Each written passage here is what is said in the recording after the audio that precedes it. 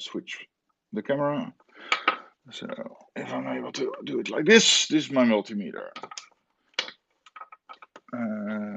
And you could basically use any multimeter that you want. But the important thing is there's like one that has a Wi-Fi setting. This one. So it's not really Wi-Fi, but it's an audio signal. So sometimes you have to like switch it. So there's like a speaker here. Can you see it? So if I make a connection, it'll beep. Are you able to hear the beep?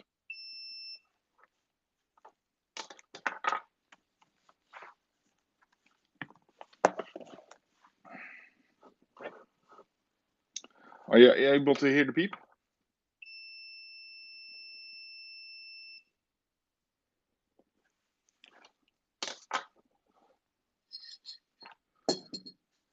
Someone able to? Yeah, perfect. Okay. So,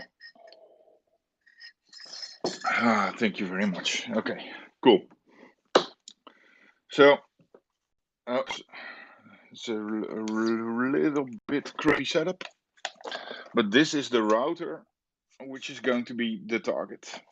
So, it's a Linksys. Yeah, it's my first day on. Sorry. So this is a Linksys. It's an old one. WRT G. WRT54G, and it's probably an L version. So you can get these very cheap at your local thrift shop. So the reason I picked this one is that if you want to start doing hardware hacking, goedemorgen, it is easier to have like some backup. So if you're using Open WRT, so let me write down Open WRT.org, I think. That's a website that explains you how to flash your hardware with custom firmware.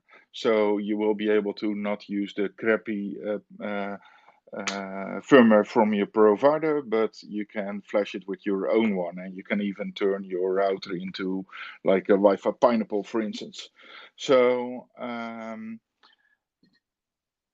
a lot of people spend quite some time to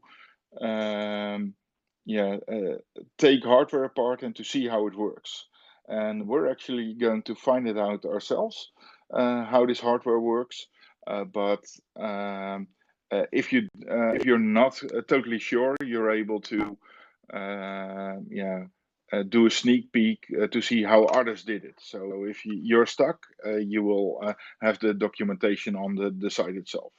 So before you're going to start, you need to open the router, and this one has been open like for multiple times. But usually, just taking off the antennas. But before I'm going to start it, I'm going to tell you a little bit about how to work on hardware hacking. So you're not going to open the device immediately. First, you need to take some pictures, like take some pictures from the back, take some pictures from the front. Look where any screws are. Are there any screws here? I don't see any screws here. So this is to be able to turn the device into its original state.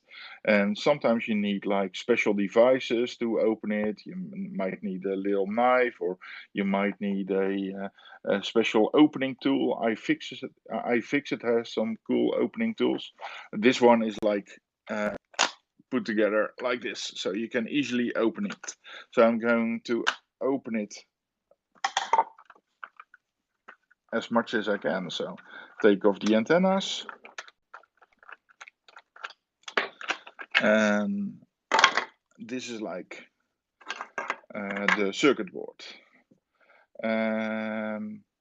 Can you already identify some components inside this device?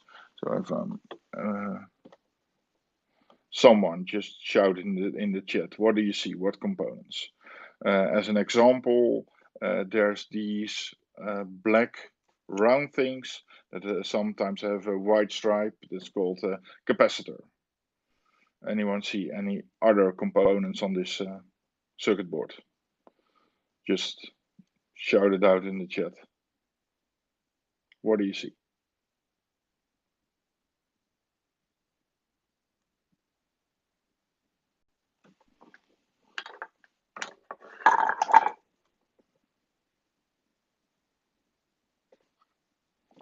So can I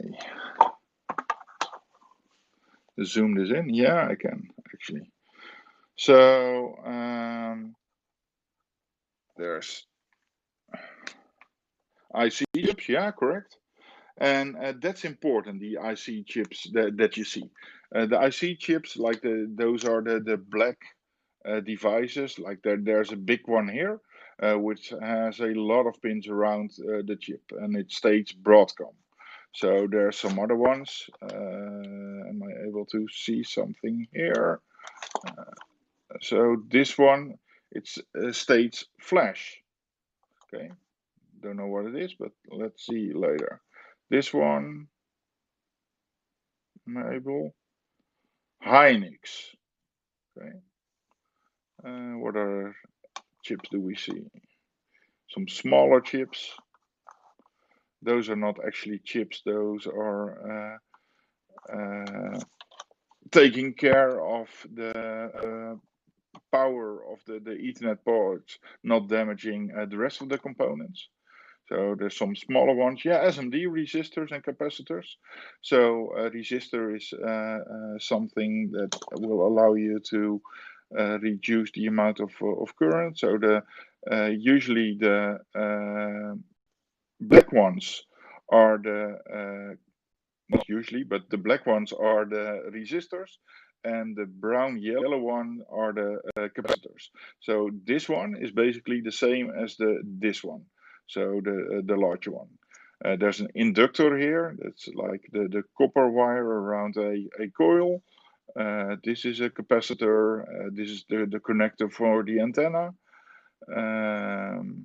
Yeah, all kind of different components. But this looks very complex. So if you want to start on hardware hacking, it's quite hard to remember all these components by name. So instead of knowing all the components, there's basically a few components that are really important. And I created a box with these components to make it a little bit more easier. So there's like square ones, like this one. It's like this is a micro processor. This one is a microcontroller. And there's like different kind of chips. So there's chips with rectangular chips, ICs, with pins on the long side. So maybe you can see it here, pins on the long side. And next to it, there's rectangular chips with pins on the short side. So the pins on the long side, those are memory chips. So it's a volatile memory. So whenever you turn the device off, the information is gone. And the other one are flash chips, and that will contain the file system, for instance. It's like you can compare it with a USB stick or an SD card or SSD or a hard drive. So this is where you store your data that will remain on the device until you turn it off. So there's other chips as well. So there's these ones. Those are older chips. It's called an Eeprom, erasable programmable read-only memory, which is a chip that you can program. So these are empty and will be filled upon provisioning them with data. These will contain basic logic, and this one can be provisioned with data, but you can no longer change it in the software itself. So these are the early ones, and they have like this skewed window on top, and it allows you to erase the file. So if you put it into ultraviolet light, you will be able to erase the chip, and using electric signals, you will be able to program it. So if you need to replace the software on this chip, you need to get it out, erase it under ultraviolet light, and then need to reprogram it. So if you need to update your router, you need to remove this chip and insert a new one that's programmed. So that's not really convenient. So that's why they introduced this one, and this is an Eeprom, which is like the same as it's a bigger brother, but this one allows you to erase it using electric signals as well, so you don't have to erase it using light. So and I've got this one, which is a micro drive. So just as a gimmick, this was inside my live drive, my Palm Pilot. And this looks like a memory card that you will probably find in a DSLR camera. However, this one does not only contain chips, it also contains a little tiny hard drive. So if I show you, like this is my pen, this is how small it is. So if you have any question, just drop them in the chat and I'll see if I can answer them for you. So this is a little bit about the chip. So what you need to care about is chips with at least 8 pins, because those might be the Eeprom, and rectangular chips that might have pins on the short side or on the long side. And if they have pins on the short side, it's storage, and if they have pins on the long side, it's for calculating stuff. So it's just the memory chips that are in your computer, and the chips that have a lot of pins, like here, those are for the logic. Could be like a processor, could be a Wi-Fi chip, could be whatever. So if we look at this one, so this has like a chip, and I know that Broadcom is creating communication chips. So this is a Broadcom chip, this is a Broadcom chip, this is a flash chip. So this allows you to, this is where the storage probably will be. This is my internal memory, and there's like something hidden underneath, might be some RF logic. So and there's some chips here that might be even related to the power system, as yeah, you see like the capacitors and the inductors, and it's close to the power socket. So this might be the power circuitry. And yeah, here you might see a Eeprom chip. So we can even maybe look a little bit underneath. So this is what we know. We know this is a router, and we know what the brand is, it's Linksys. We know the model numbers, WRT54G, but that's all we know. So what else can we look for? So my multimeter is making some noise. So what you see here is like there's different colors of green. So this is like light green, and this is dark green. So if I try and zoom in a little bit more, you will see that, sorry, it's not totally steady.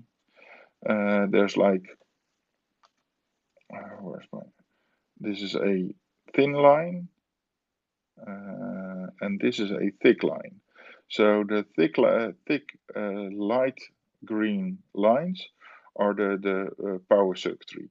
So these are thinner lines, you can barely see the difference, and those are probably data lanes. So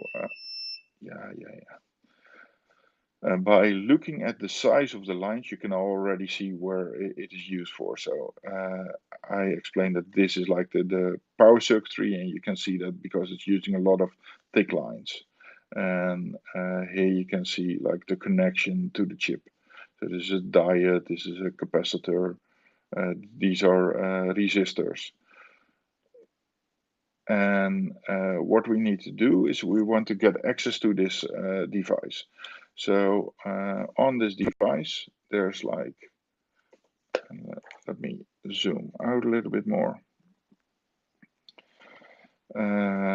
Some pins here, and want to know what it is. So let's, what I need to do first is create a drawing for this device to see how it works. So this is my router.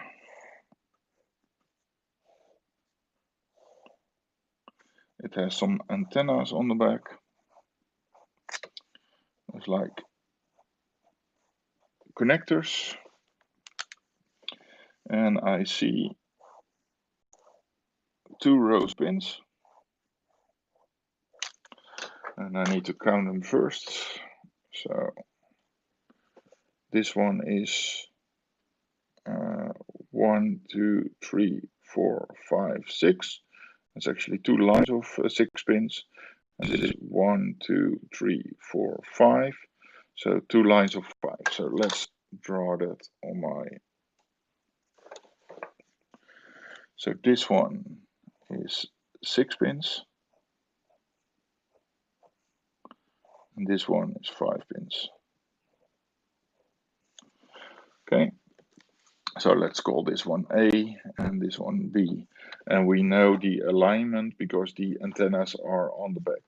So if I rotate it, it would still be 6 and 5 pins, but I can no longer make a mistake on the pins itself. Are you still here with me?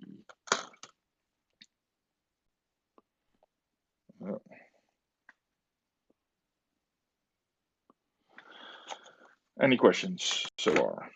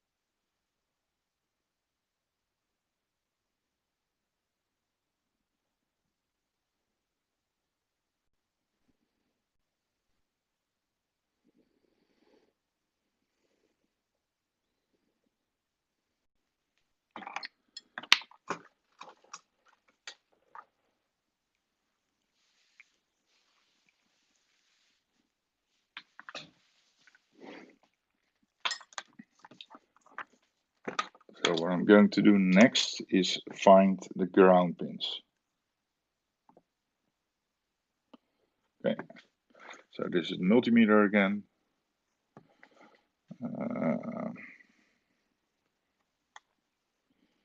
So I need to set this to make some noise. So I'm connecting these two.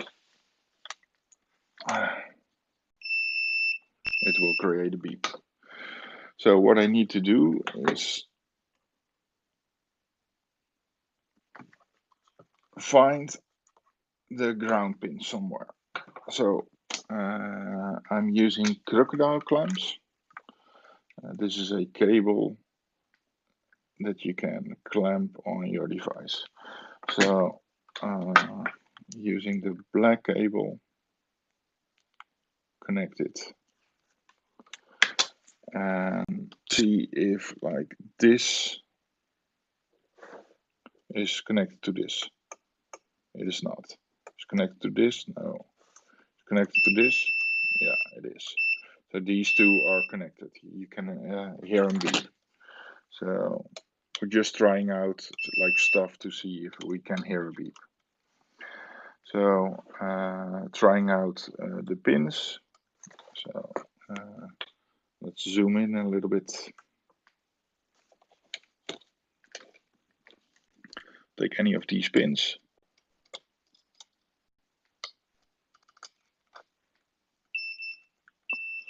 So I'm hearing a beep. So if I'm connecting to this one on one side and to this one on the other side, I will hear a beep. So let's make this one connected and use another crocodile clamp. This one. And connect it to a Dupont cable. And I don't know if you're familiar with Dupont cables, but these are cables to do like prototyping. And they come in 3 different flavors. There's a male and a female. So there's a male, female, female, female, and male, male. So I have a female, female, as you can see. And this is a male, female. So you can connect these to each other. So I'm just taking one cable off. Let's see if I can do this up close. So I'm able to connect them. So what I'm going to do is connect the other end of the cable to the male part of the Dupont cable. So one end of my multimeter is connected to the antenna and the other end is connected to a female Dupont cable. So I'm going to connect it to the first pin and it will give an annoying beep. And if I turn it loose, it will stop. So what we're going to do now is test which of the pins will beep. So we connected one end here. So this is where my common is connected to. And now we're going to find out which one beeps. So if it beeps, I know it's a ground. So ground will beep. Okay, continue. So top left, firm beep. Make loose. So G for ground. Second one, also beep. G. I'm writing without you seeing what I'm doing. Can I zoom it in a little bit?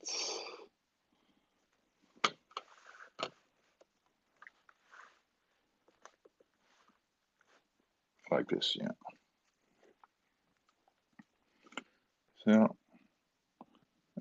third pin, beep.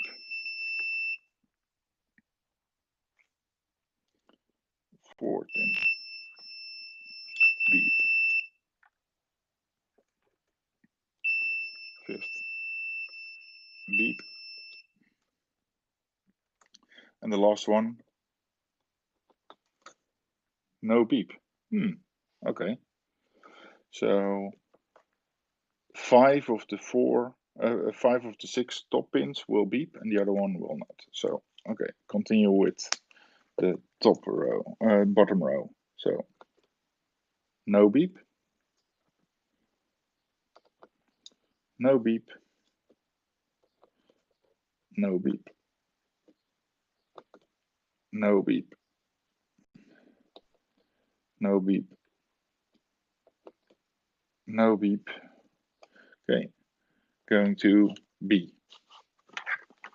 So, next one. and I just named it B myself. So left, no. This one, no. This one, no. This one, no. So the last one is a ground as well, because it beeps. Okay, and bottom one, no.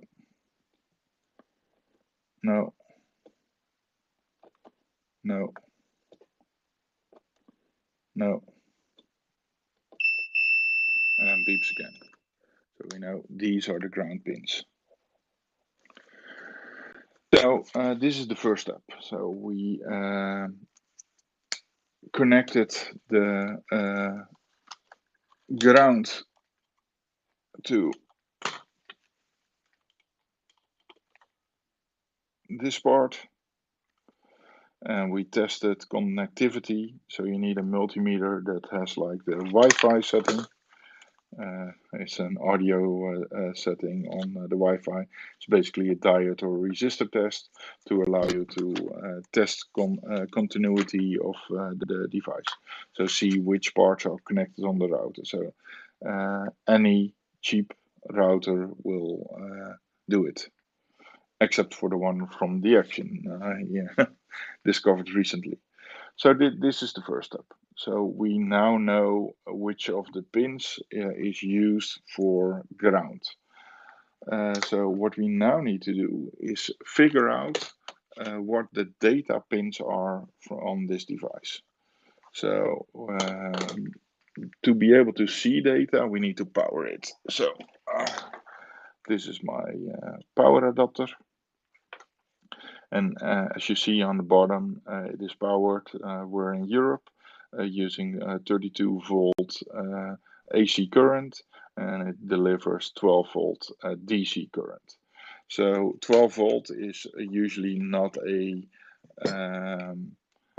voltage that is used for signals. That's why there's this power circuitry that will transform it to another voltage. Usually it's like 5 volt or 3.3 volt or 1.8 volt, depending on the device that you're using. So I'm connecting this one to the power. So let me show you. So this is connected to the power. And if I insert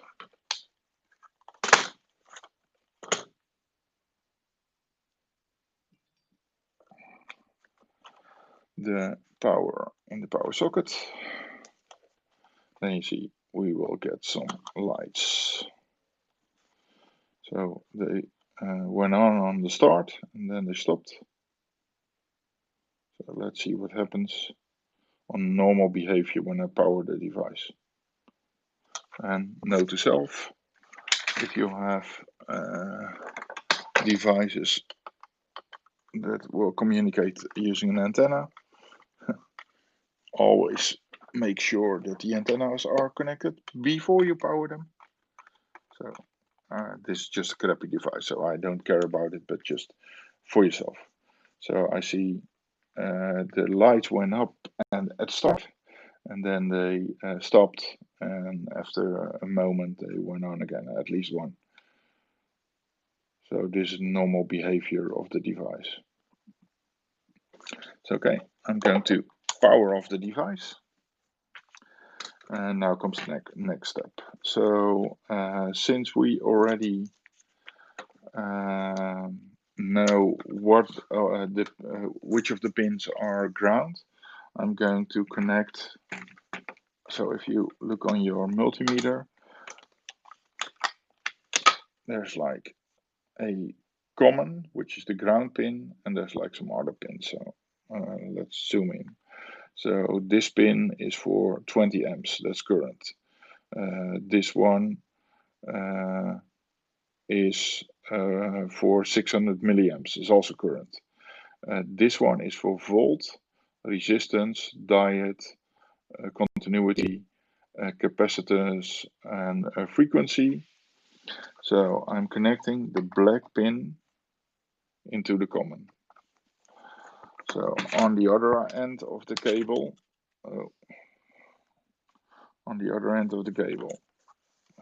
here you are. I'm going to use a crocodile clamp to connect the cable, and the other end of the crocodile clamp is a Eeprom cable, male-female. So this is, although the crocodile clamp cable is green, the black is actually black. So connect the other cable. So we have a black cable and a red one. So I'm connecting the red one where you see the volt, resistance and diode. Since we're now going to work on voltage, we need to move the meter like from continuity. It's microvolt. This is volt, so moving it to volt setting, and it's now on DC millivolt automatically. Okay, that's fine.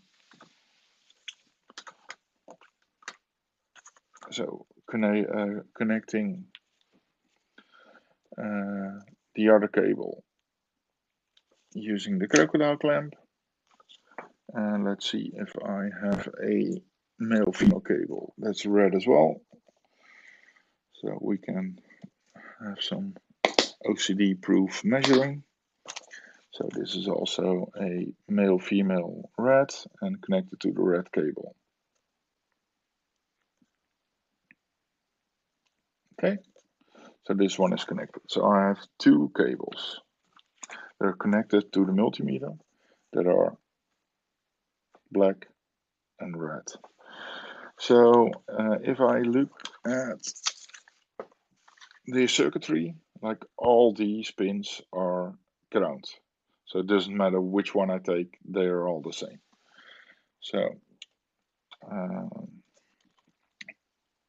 connecting to the first one. So this one is a ground. And what I'm going to do next, I need you to carefully look at the multimeter, is I'm going to connect this one to the first available port that is not ground. So this one is not ground. Connecting this one here. So if I'm looking at the multimeter, it has some floating signals, but this is not really measuring something. So unless I'm inserting the power plug, nothing will happen. So I'm inserting it.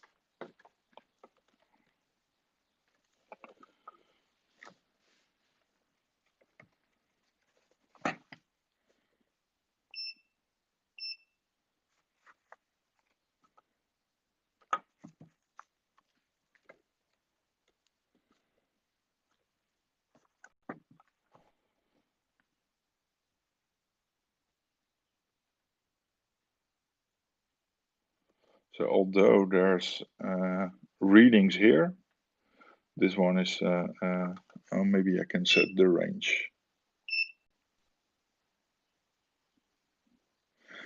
So this one is actually stating it's 0.0 volt.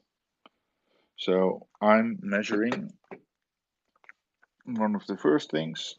So this, instead of ground, we have a new value is 0.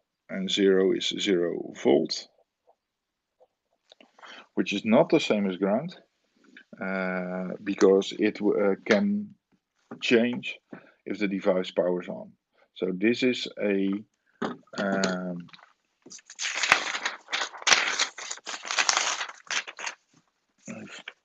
let me draw this.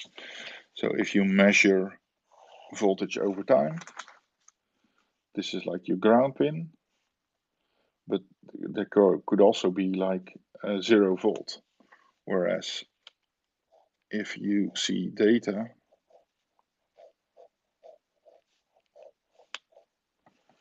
this will be like 5 volt, for instance.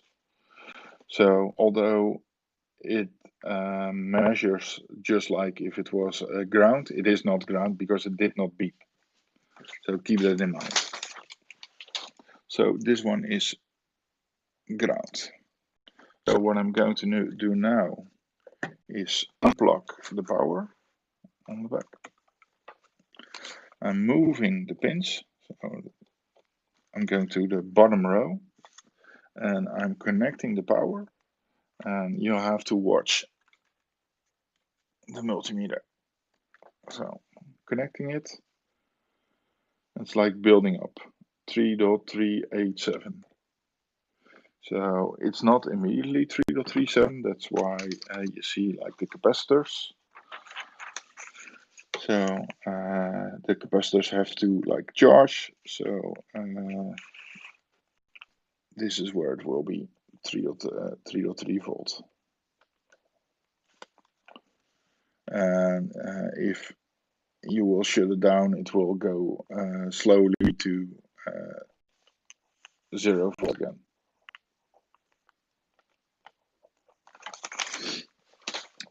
So let me show you again. So turning power off,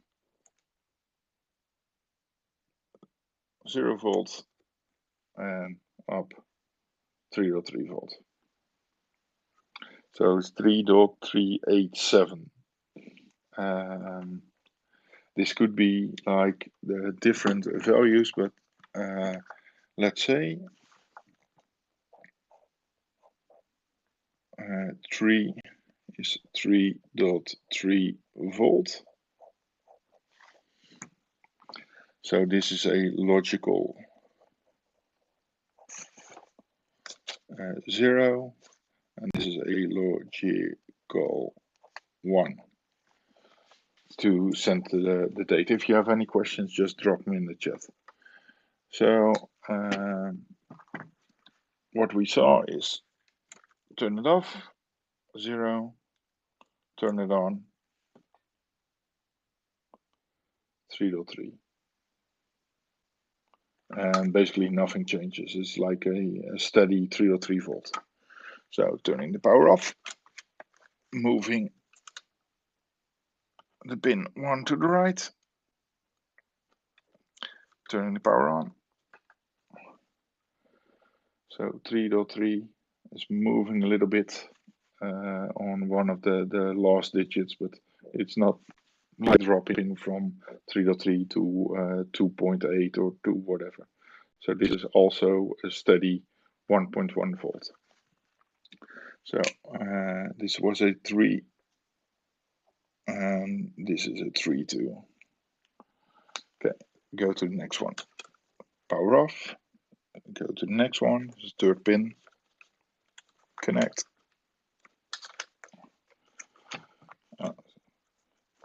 Okay, you could not see it, so do it again. 0 volt and 3.3. Steady 3.3. Okay. Power off. Move it to the fourth pin. Connect it.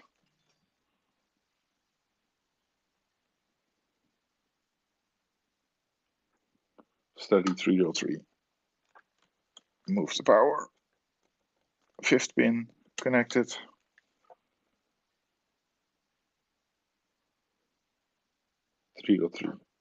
And although the LEDs are still off, it's booting. It's doing something in the background.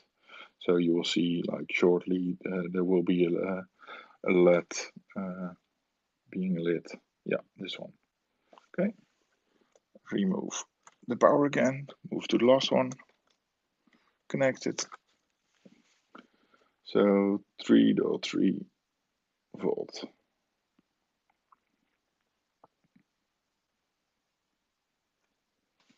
Okay, let's write it down. So like all of the bottom pins are 3.3 volt. Okay, so this was A. Let's switch to B. So turn the power off.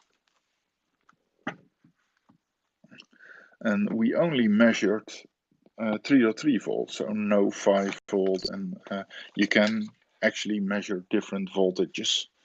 But these voltages are important because the device that we're going to use to connect it to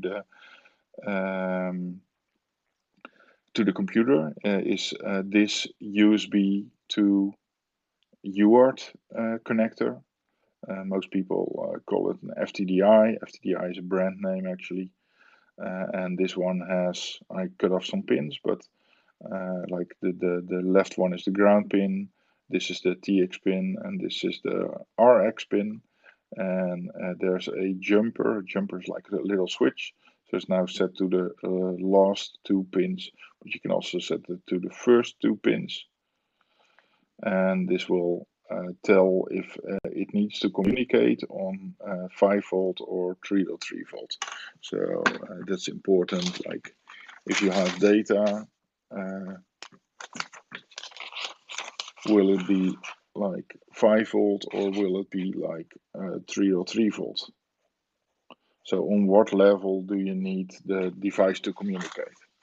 So that's why we need the readings of the voltage as well. And as I can see it now, like it will be 3.3, like most of the pins that we tested are 3.3 volts. So connect to the next one. So the last ones are ground. So any of the first ones, any of the 4 first ones will be data pins somehow, voltage pins. So connect this one, the power.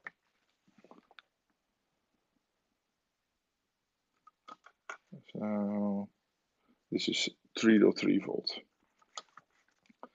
So first one here is a 3. Looks like steady 3. Okay. Turn the power off. Move the pin. And the cable.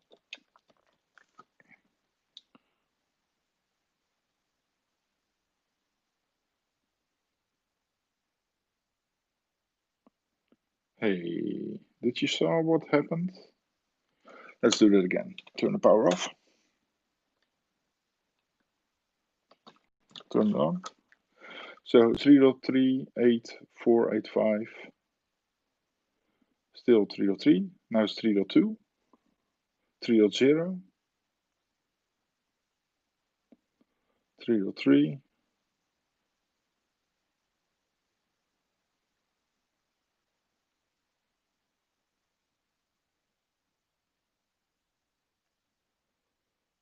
Like little glitches.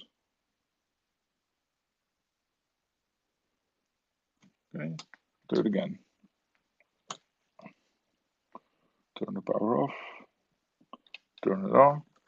So 3.3, 2.2, 3.3, 3.1, 3.2. So like the more significant digits of the reading will show different numbers. So not like the ones at the end, but like the ones at the beginning. So it dropped back to 3.0 volt. So this is a variable pin. So what you're actually seeing is instead of having like a 0, so this is how 0 looks.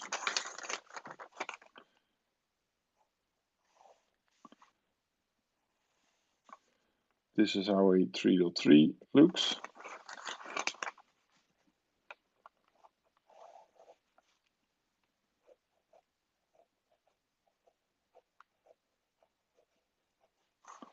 And this is like how a variable pin looks.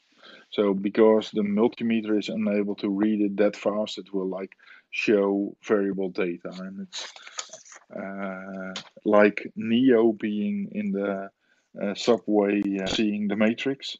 So I call this V for variable.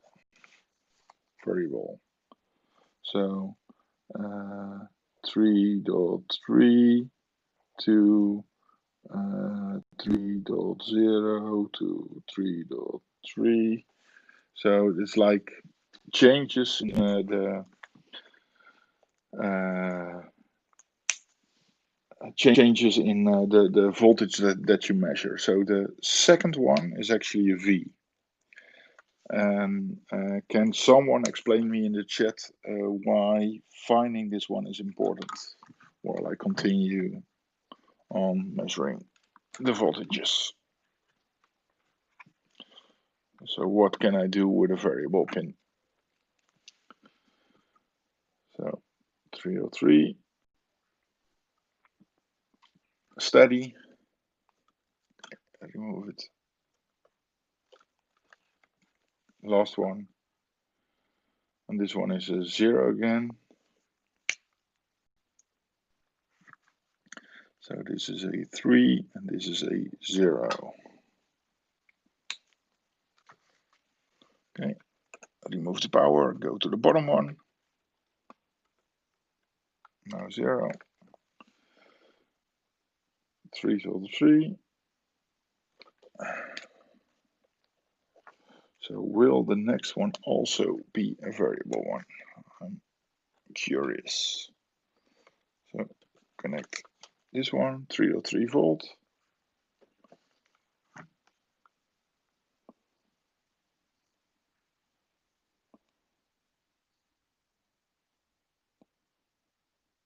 No, this one is just a 3.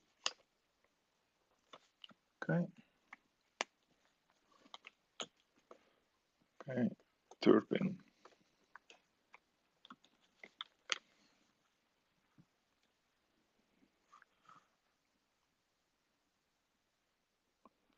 It's also a steady 303. Okay, last one. And this one is 0 volt. So 3, 0. So what we have done now is just mapped all the pins on the router. So these are all the grounds. There's grounds here.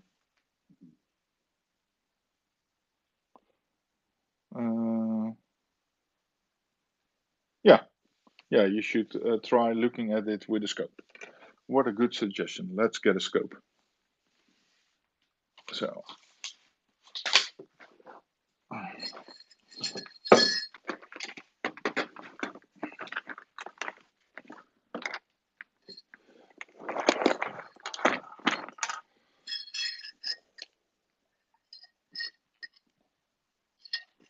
taking a sip of cold coffee. No.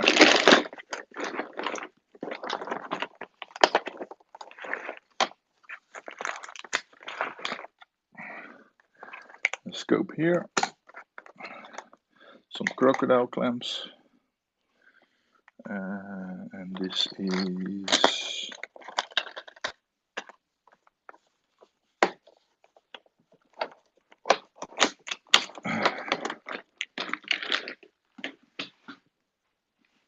so.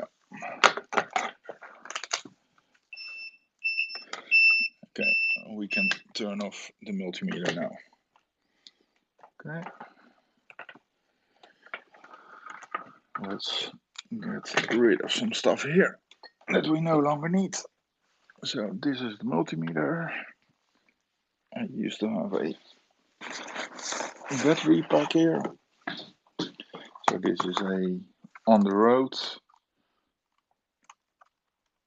88%. So that should work. So connect this one to this one. And if you look at the oscilloscope, an oscilloscope is basically a device that allows you to measure voltage over time. So there's an output and there's an input. The output is like a pulse generator to test the device, and the input is input. So 2 pins, a black one, black crocodile clamp. So first turn the device off.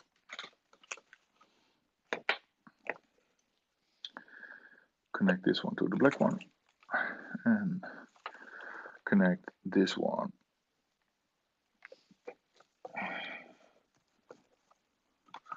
and remove the other stuff from the table.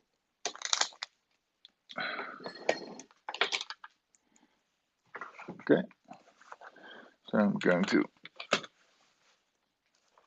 turn this one on.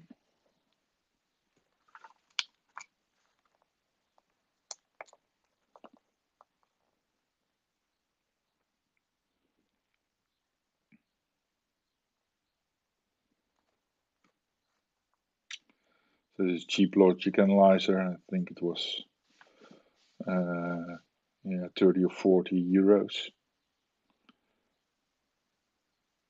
Okay, and you saw some static already.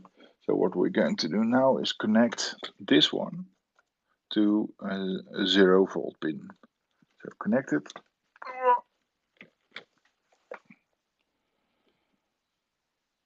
So you will see like some movement here, but not much, and it's on the floor. And this is set to 1 volt, which means like 1 square is 1 volt. So this is not doing anything. So let's move this one to a 303 volt pin, so like the bottom one. So what you now see is it's like 3 squares and a little bit. So this is 303 volt. So this is a steady 303 volt signal. So you've seen 0 volt now, like a logical 0, and you have seen 303 volt, which is a logical 1. So remove the power and connect this one to the variable pin, this one. So it's important that you look at this one, as it will go fast. You saw already some data, and there will be probably more here. And this is like the device booting up. So you will see like data. So can we alter the 2 milliseconds to 5 milliseconds? Turn it off. Turn it on.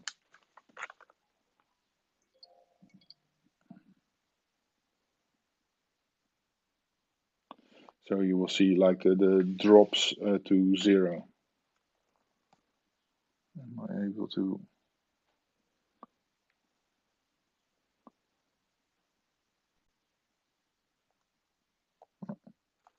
Too late.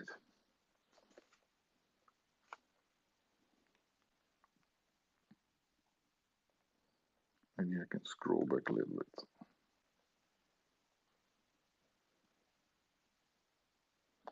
You get the ID. So maybe again, insert it. So here you see the data. So while the device was initially 3.3 volt, you see like the lines dropping, and yeah, it's not the same line. So if it's like same frequency, it would be like a clock signal. But since these are like all different drops, it's probably data. So are we able to read this data? So this will be probably the TX. So this is sending the data to the device, to another device. So what I'm now going to do is remove these pins and remove this one, just for explaining.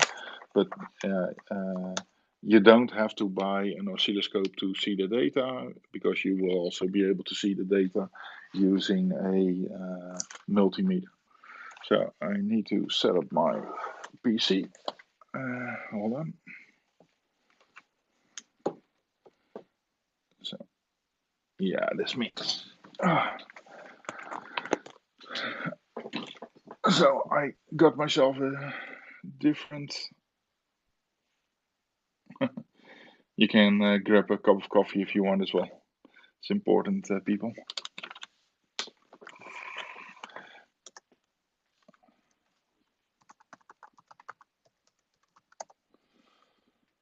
So for this one, I'm using Linux, but you can use a Mac using the serial application. You can use Windows using PuTTY. So let me see if I can somehow share my screen.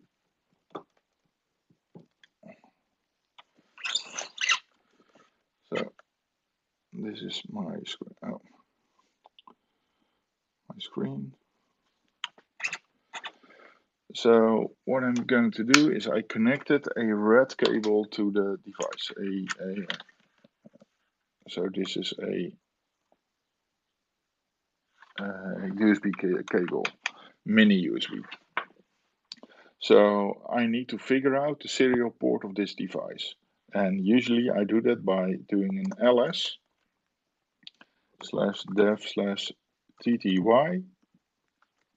u top, and it will not autocomplete. So if I'm connecting this device, the FTDI, I first need to set it to a voltage. So it's now set to the last two pins, which mean it's 303 volt, which is correct. So I could also set it to the left two pins.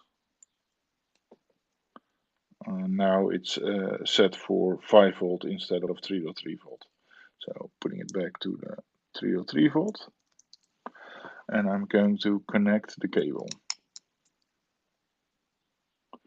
So going back to this one, top, and now you will see that it auto-completes to TTY USB 0. So now I know this device is connected to TTY USB 0. So there's an application called Minicom, and I have to supply the device to it. So the device is TTY USB 0. And this allows me to communicate. This is like setting an SSA session, but it's serial. So what I'm doing now is I'm connecting different types of cables. So this is my other set. So this is female, so I'm using black because we're used to using black for ground. Connecting this one to ground. So if you look here, I wrote down like ground is here, then TX, and the end is RX. So I'm using we're using red for the TX signal, and this is like tin can communication. So if you're communicating with a device, you cannot connect the RX to the RX or the TX to the TX. You have to create a cross cable. So the TX, which is talking on the other side, is connecting to the RX on this side. So the RX is on the left side, so I'm connecting it here. And connecting it, seems like some wear and tear going on the device. So it's complaining about not being able to open the serial port. So connecting this one to the ground, and the ground was also on the right side, and to the variable pin, which was the second, ground pin, which was the second on the top. So this one. So I've connected both of them to the device. So before I'm going to set this up, I need to configure this device. So this Control A Z.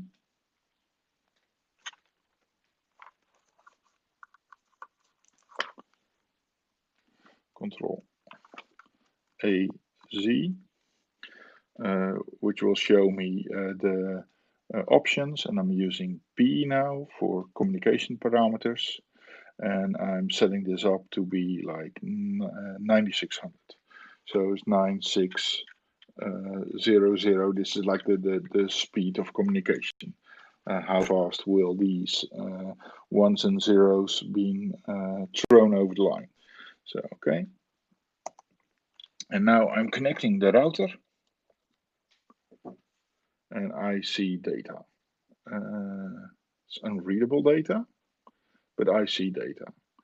So since this device is not using a clock, it is I need to set the speed on both ends to the same speed.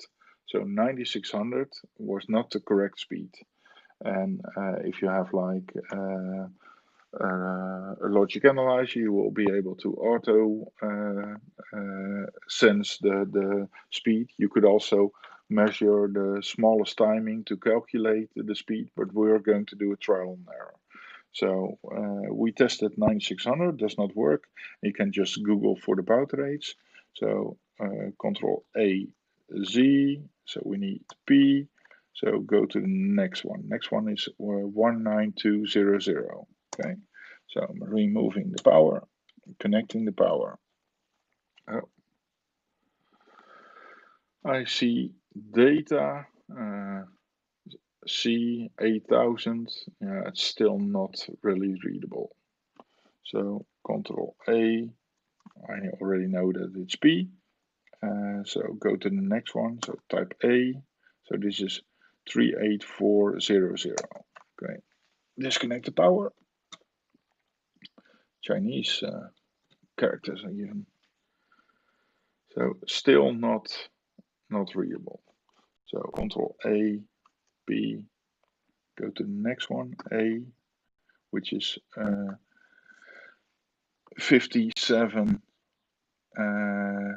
K600 baud. Like baud is a number of bits per second. Still not readable. So Control A, B, A for next. So it's 115200. So A, there's already data. So this is the correct baud rate. So we see a lot of data going on. So I'm trying to interact with it. This is actually not interacting. So what should I do? Tell me.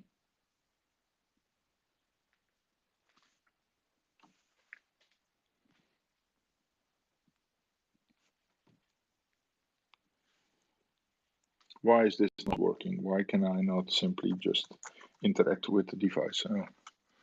I open a new.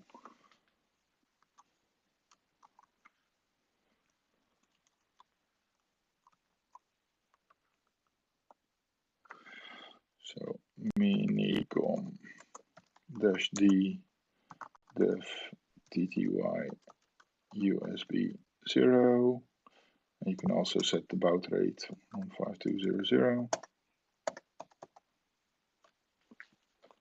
So who can tell me what I can do next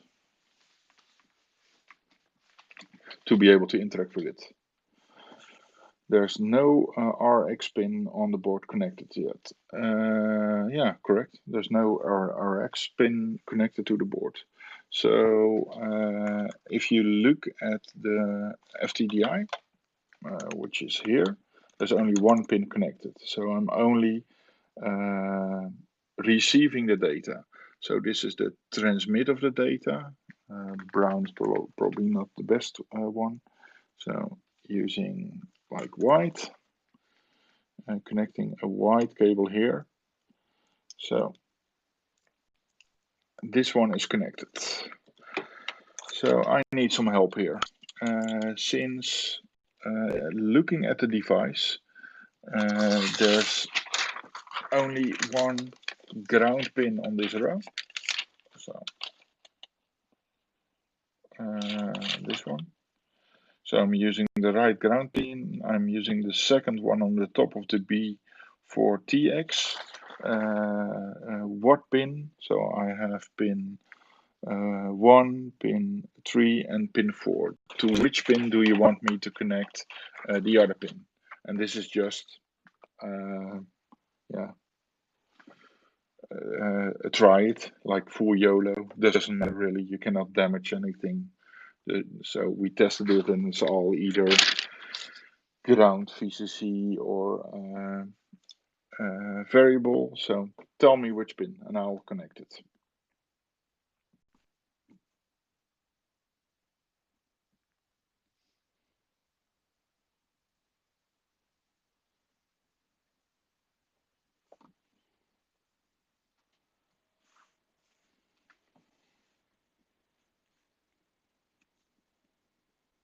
Yeah, that's a good one. And you could look at the circuit board to see which pins are connected in the same direction. It's quite hard to see as the variable pin. They go underneath. So I would probably say it's either the pin on the left or the pin on the right. So let's try to see the pin on the left. So what I'm going to do is I do not disconnect the power, but I'm just connecting the cable and just typing like enter. Not doing anything. So I'm moving the cable to the right side of the variable pin. And now I'm connecting.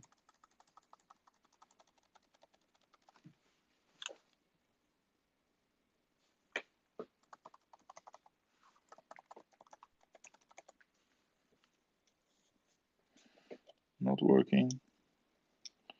Last one. This is not working. Maybe I need to disconnect the power. Oh, I see I have some other issues. Yeah, okay. So, am I able to interact? So if I type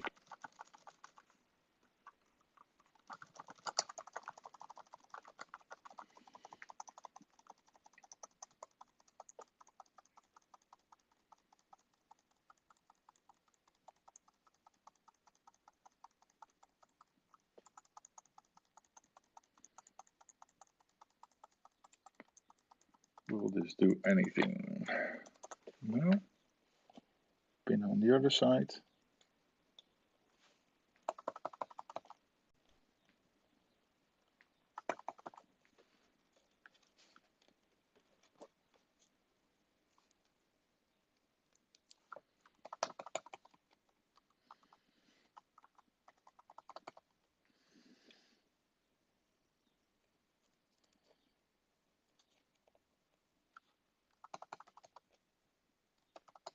Trying all the pins.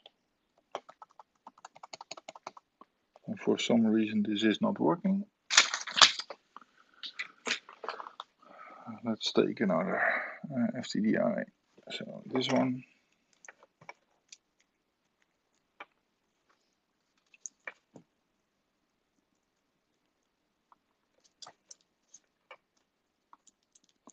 RX to TX. So this one is not working.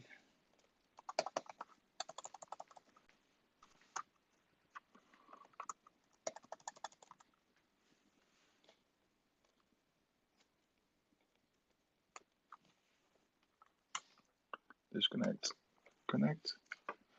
Oh, there might be something else going on.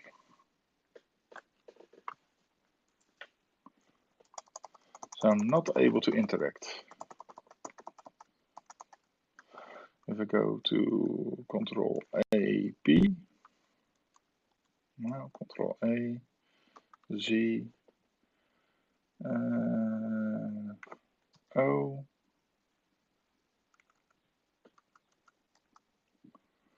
This one is set to hardware flow control. So I'm turning hardware flow control off.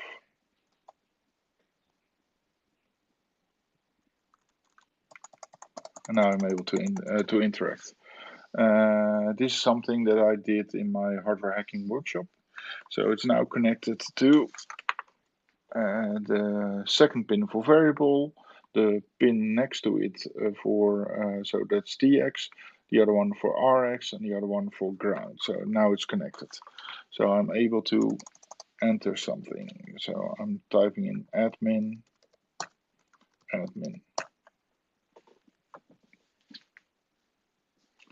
It's not working. I need some help. So can you tell me what to do now? So this is basically software hacking. I'm only good in hardware hacking. So what I see on my screen, which might be important, is although this device is a Linksys WRT, it is running DDWRT. Yeah, can you do that for me?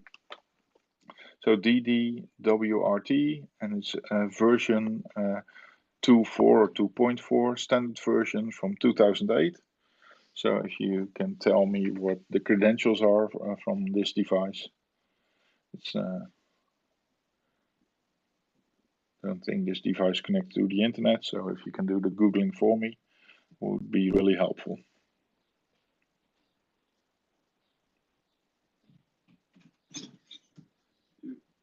Morning.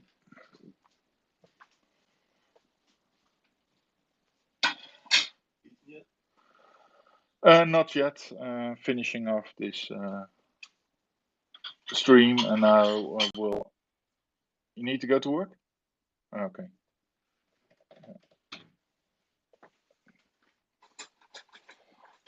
So anyone already found the credentials to the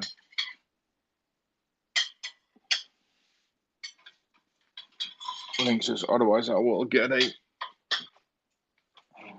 default username is root, and its default password is nothing. So it's going to be root and nothing. No, that's actually not working. And the reason that this one is not working is that this is for the previous version of DDWRT. So bear in mind, this is the 2.4 version of DDWRT.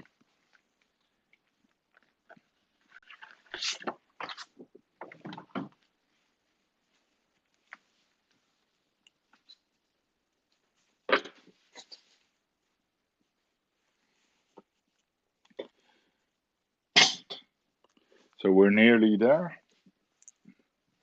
And if you go to Open WRT, you will be able to find a lot of people that taken a lot of time to examine the different models of routers or other devices to see if they can install different firmware to it.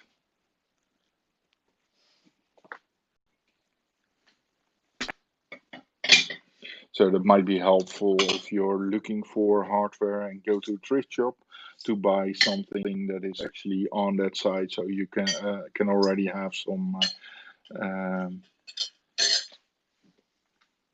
information about the device itself. Found anything yet?